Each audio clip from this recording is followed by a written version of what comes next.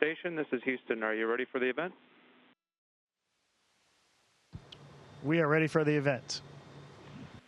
Sirius XM MLB Network Radio, this is Mission Control Houston. Please call station for a voice check. Station, this is Jim Duquette and Ryan Spielbergs with Sirius XM MLB Network Radio. How do you hear us? Hey, Jim and Ryan, we have you loud and clear. Yes. It's awesome. Live in 10. Thank you, gentlemen. 5, 4. Power Alley. With Ryan Spielborgs and Jim Duquette. Welcome back to MLB Network Radio. We are connected with the International Space Station, and we are absolutely floored to get a chance to chat with Shane Kimbrough and Mark Vande Hei up in the space station right now. Ryan Spielborgs, Jim Duquette. Guys, first off, it is such an honor to have you guys on this program. I know this is a lot of work. You guys have long days. Thank you so much for spending some time with us. Hey, we're glad to be here. It kind of breaks our day up, and we're looking forward to chatting with both of you. And yes, great to connect. And Shane, I wanted to connect with you first, obviously, because we've spoken before. And obviously, we're excited to have you back. And obviously, Mark, welcome and glad to have you guys. We were wondering this right out of the gate. Like, what time did your day get started today? So we're on Greenwich Mean Time, so it's 4 hours ahead of Eastern Time right now in the U.S. And we usually start around 6:30 is when we wake up. Our day officially starts about 7:30 when we have a conference with all the mission control centers around the world. And then we're running until about 7:30 at night, so it's usually about a 12-hour workday. Well, did you guys dream about doing what you're doing? I mean, there's a handful of people above the planet right now. And Mark Witt, when you think about what you're doing right now as an astronaut, was this something you always wanted to do? And what does that feel like to actually be in the middle of a mission in space? Gosh, just thinking about it makes me want to just giggle. I can't believe I'm so fortunate. I actually didn't ever dare to believe that I could get a job this cool. And even when I started working at NASA for a bit, I thought there's no way they would hire me to do this job. And my wife had to convince me to at least try. And I'm so happy I did. It's incredible to be up here and to be able to do science for all of humanity and help further the boundaries of human existence and understanding. Shane, what are some of the things you guys are working on, either the last couple of days or even today? Yeah, so we're getting ready for a cargo vehicle to arrive on Thursday. It's supposed to launch tonight out of Virginia, and it's going to bring us a lot of goodies, a lot of new science for us to do, and also, new food and clothes and provisions and even care packages from our families. So we're really looking forward to that getting here on Thursday. And so some of today's activities have been built around that. So the people that are going to use the robotic arm to actually fly the robotic arm and grab this vehicle that's moving alongside of us, they were practicing that this morning. I was getting some things actually ready for Mark. Mark and Aki are going to do a spacewalk here in about 2 weeks, and so I was getting some equipment ready for that, and they were clearing out the airlock to get ready for this spacewalk as well today. So a busy day already today, and we'll have a lot of great science starting this weekend once the cargo spacecraft arrives on Thursday. If you're listening to this and you want to see Shane and Mark, they are floating in space right now. You can go to nasa.gov/live and you can watch them. It's absolutely amazing. Mark's doing a backflip for us. Mark, take us through what a spacewalk. I mean, you're talking about in 2 weeks, you're going to walk out in space. What does that feel like? What does it sound like? What does your body feel like? Could we actually play baseball in space? What would that look like? How much time do you have? Actually, to make it really short, it is kind of mind-blowing. We get trained really, really well. We're very focused on our tasks, and we have tons to do, so we're very, very focused. But in the background of all this work you're doing is literally nothing but your visor between your eyes and open space.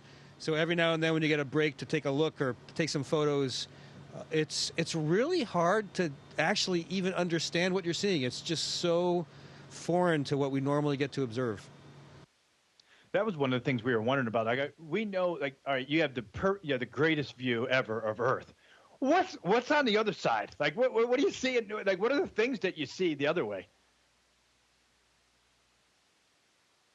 Well, now we get a good view of the night sky, especially from Endeavour, where our spacecraft is parked, because it's up on top of the space station. We recently moved up there, and I'm sleeping in there still, so I get some really good, nice views of space. So I'm just looking out into the darkness of space, millions and millions of stars. This weekend, we had the just incredible pleasure of seeing several auroras as we went down in the southern hemisphere. And we were all just completely blown away by really flying through these green gases that are just dancing all around you. It was really spectacular. We're watching Mark's playing with the baseball, no sticky stuff. It's just floating around. He even hit it with the mic, and it had an exit velocity of 119. When you guys think about what you're exploring for, and to your point, millions of stars, a galaxy in the expanse so much in front of us, where are we scratching the surface right now in space exploration? Like, what are we looking to find?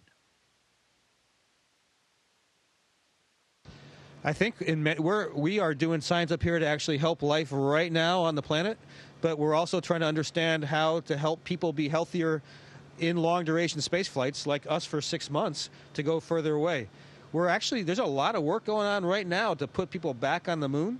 And I am firmly convinced that that's going to be one of our stepping stones to getting to Mars someday. That's pretty cool. I'm curious too on what is the impact. I know when Shane, we've talked to you about this when you were pitching, in college or whatever, the training that you went through for that. What's the impact in the training, even now on your guys' body? Well, that's a really good question. Space does some crazy things to your body, and if we don't work out up here, your body kind of just falls apart. So your bones start deteriorating, your muscles do the same. So we have a 2-hour workout regimen up here every day, about an hour of weightlifting with resistive machine that's really incredible, and an hour of cardio either on a stationary bike that's not really stationary. We're sitting right here next to the floating bike, and also we have a treadmill to do cardio on. So our trainers back home in Houston and all around the world for our international astronauts do a great job of keeping us fit and in shape, and so that when we get back to Earth, our bodies, can actually function at a high level. And actually, most of the times we're stronger when we get back home just because we're working out so much up here in space. Is it the shower that you look most forward to? Because we know that when you're in anti-gravity, there's no shower. So you guys you just wear clothes and you just kind of smell what you smell like. What is the biggest challenge returning from space back to Earth? So certainly taking a shower is a fantastic feeling as long as it doesn't make you feel nauseous because of that sensation of things flowing down your body that you haven't had for so long. Getting back to Earth, for me personally, the time that I felt the most frustrated or grumpy about my situation was just trying to bend over and tie my shoes because I hadn't had the balance for so long, and those small muscles in my lower back, even though I could do a good deadlift, there was a lot of balancing muscles that had not been activated. And I also think I lost some flexibility up here because I just wasn't quite as limber, didn't have to move in the same way I do on the ground. Now, did I see you guys are testing ways to clean your guys clean your clothes for, I don't know if it's during this trip or for the next one or whatever, but that's part of what you guys are working. I don't know if working on is the right word, but you're going to hopefully figure out. We're not part of that experiment. So, and to get back to your earlier point, we do shower every day, so to speak, which means we have some towels that have soap in them. We put add water to that, and then we clean ourselves off especially after our workouts. We're drenched from working really hard for a couple hours, and you wouldn't want to be floating around here after not cleaning yourself off. So we do that every day, and there's no real smell or anything. Maybe an initial kind of like a gym locker room kind of smell, but once you get get your shower up in space, you're good to go. Yeah, and these clothes, we wear them for a certain amount of time that they tell us we're supposed to wear them, and then we go to a new set or a new shirt or socks or whatever it is, and we have, every piece of clothing has a limit on how often you're supposed to wear it, and that's just because of the resupply system, and we got to make sure we're adhering to that so that we have enough clothes to make it through our mission. We're chatting with Shane Kimbrough and Mark Vande Hei. They are connected right now to the International Space Station. It's an absolute thrill for us right now. We get to see them on nasa.gov/live. You can see them floating in space. I want to go back to the discussion of the moon, Mars, and even we're seeing organizations and companies trying to create commercial flights to space. Like, how realistic is, our kids flying up into space and experiencing what you're doing? And then the other point is, why has it taken us so long to get back to the moon? It's been 1972. So our space program is a function of our political system and our priorities. So when we make it a priority to get to the moon, and there's a lot of different reasons other than just space exploration, but international relations, for example, that was a big part of our success in getting to the moon. We want to get back to the moon, and for us to be able to do it, having commercial enterprise maintain this capability we've developed for a couple decades now, to have people living in orbit, that's still really useful for us. We get to be able to maintain that and use taxpayer dollars to get back to the moon. We've got to have commercial enterprise be able to do that, and us, the government, become one of many customers. So that is our agenda. We want all these companies to be successful, and that is in our national interest. I'm curious with both you guys. Let's talk a little baseball, because I know, Shane, you're a big Braves fan. Mark, you're a Twins fan, right? And you got two teams going in different directions, right? Twins this year not been playing all that well. In Atlanta, I don't know if you've been following this, Shane. I mean, they've gotten into second place now. How much are you guys following your teams there from space? Yeah, I follow them very closely every day. I have a couple of apps that I look at every morning when I wake up, and of course we usually don't stay up late enough to see the end of the game, so I'll check the scores in the morning. Yeah, the Braves have had a good week and a half or so, and they still got the Phillies and the Mets to deal with, so we'll see what happens there. But there's a lot of close races. The NL West is just stacked. The AL East is pretty stacked, so it'll be interesting to see if those teams get three teams in the playoffs or not. Where would you say you guys are right now? If I have any to orbit. Oh, go ahead. Sorry, Mark. Yeah, Mark will check it out on our little app right here. Just a second. So I was going to ask, because it's an international space station, and with the Olympics just being completed, did you guys all watch the Olympics together? What was the sport that you closely followed?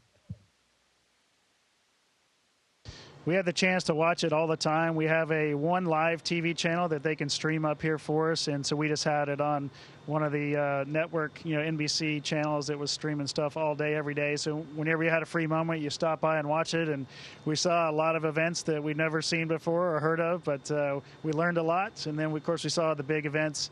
We have a French astronaut up here who's real into basketball, so the gold medal game was great on our side, at least. And, of course, they beat us the first time around, so it was a fun banter. We have a Japanese astronaut up here as well, so it was an honor for him to be here, of course, with Tokyo hosting, and Japan really did well in the Olympics. And baseball, of course, we got to watch the final game there. Mark and Aki and I were watching as Japan blanked the U.S. there in that gold medal game, but it was really a great game. That's pretty cool. Mark, and by the way, we are passing over Central America right now, and in about 5 minutes, we'll be going over Central Florida. Wow, that's pretty cool. That's pretty cool. Mark, I wanted to ask you, who's your favorite Twin back from those days, the World Series team, maybe in '87, or is there another one? Is there another Twin that was your favorite player growing up? Definitely Kirby Puckett. My favorite memory, and actually the time I would say I became a Twins fan, was sitting in the stands watching a little kid who actually managed to get the home run ball from an opposing team, and all the other fans around said, "Throw it back, throw it back." And I didn't understand what this is all about. The kid was so excited he threw the ball back, and everyone cheered for him, and then I kind of felt bad for the kid. And then Kirby Puckett comes running out to the outfield and looks around, and all the fans start pointing at the kid, and they threw him a signed baseball. And to this day, I kind of feel overwhelmed with emotion for how happy that kid was. It was really a neat moment to see. Speaking of kids, if there's an aspiring kid that wants to be an astronaut down the road, like, where do you start? What do you do? I mean, like, how does somebody end up being in a role like you, exploring a scientist up in space? How do you start? Well, you start with education, of course. That's something that's, all of us that are in this position have been in the math, science, engineering, technical world. Now, that's not to say that that's going to stay that way forever, because things are certainly changing, but at least currently you have to have those kind of backgrounds. And you got to do pretty well at them, of course. And then you just got to be passionate. All of us have passions for different things, and I think that really showed through in our interview process, that we, whatever that was, and we come up through different ranks. Like Mark and I came up through the Army, the military, but most of our astronauts now are civilians. So there's many different ways to become an astronaut, but the backbone, the foundation of all of our careers getting here was education. Mark, I'm curious, well, for both of you, but Mark, I'll start with you. You get this care package, among other things, coming up here tomorrow. Do you know what's in there? Like, what are you looking forward to the most from there? I'm looking forward to the surprise. Actually, almost every time we do get some fresh food, and you can imagine being up here, we don't get a lot of that. I have had the absolute best tasting apple I have ever had in my entire life on the space station. That's awesome. Is there, like, I think everybody wants to know, is there a favorite space movie for you guys, space TV show? I mean, like, we got to know, what's the closest one to what you guys actually do? Wow, that's a good question. I'm not sure we all would agree on that, but I know recently we watched Passengers. That was a great movie. Tama and I watched it last time on our last mission. That's when it came out in theaters, and we got to view it up here before it came out, so that was good. I like all of them in general just for the entertainment value. I don't really go to look at the technical. Are they doing it right or wrong? But The Martian, I think, is one of my favorites. That's several of us like that one as well. Are you guys able to see, other event? You mentioned the Olympics. Are you able to see many baseball games up there at all?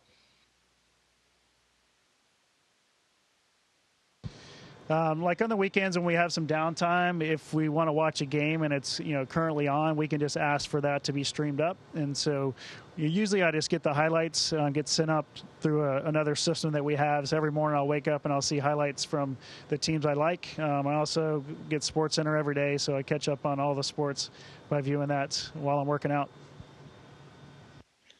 Shane, Mark, we have been absolutely floored by this opportunity to chat with you. We know you have a very busy day. When do you guys return? And what does that feel like when you know you're leaving the space station and coming back to Earth? Yeah, we got a few more months up here. My crew does. Mark's on a different crew. I'll let him answer here in a minute. But we're supposed to come back in early November, so we're about 2.5, 3 months to go, just over halfway through our mission. I'll let Mark answer. So officially, I'm up here for about the same amount of time as Shane, 6 months. So when my Soyuz crew departs, I'll go with them. But there are some things in the works that could change that. So keep your ears tuned, and we'll see what happens. Oh, what a tease! Shane, Mark, we appreciate your time. I mean, it is such a thrill for us. We appreciate what you do. You never know what your research is going to do down the road for all of us down here. We are absolutely floored by all the effort done today. Please be safe and connect with us when you guys get back. Yeah. Thank you, guys. All right. Thanks for having us. Appreciate it. Station, this is Houston ACR. That concludes our event. Thank you to all the participants from Sirius XM MLB Network Radio. Jim and Ryan, great interview. Station, we are now resuming operational audio communications.